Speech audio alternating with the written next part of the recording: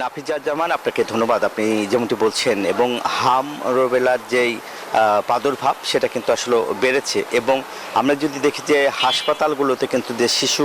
ভিড় করছে এবং টিকার জন্য কিন্তু দেখতেই পাচ্ছেন যে তাদেরকে আনা হচ্ছে এবং হামের যেই উপসর্গ রয়েছে সেগুলো নিয়ে কিন্তু হাসপাতালগুলোতে আপনার বাচ্চারা কিন্তু আসলে ভিড় করছে। আমরা যদি একটু দেখাতে চাই যে এখানকার হাসপাতালে কিন্তু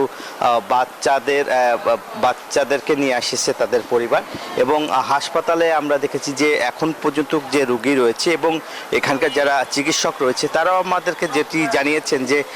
রোগীর সংখ্যা কিন্তু দিন দিন বাড়ছেন এবং এখনও যে ঠিক 8টা থেকে টিকা দেওয়ার কথা, এখনও কিন্তু যে শিশুদের টিকা আসলে সঠিক সময় আসলে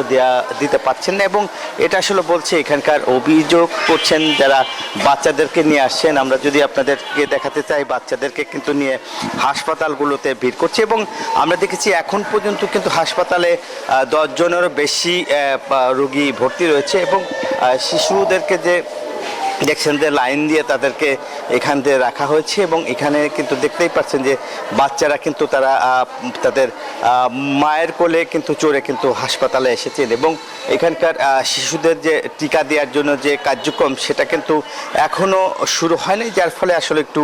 দেরি হচ্ছে। এর ফলেই কিন্তু বলা হচ্ছে যে যেহেতু সঠিক সময়ে যে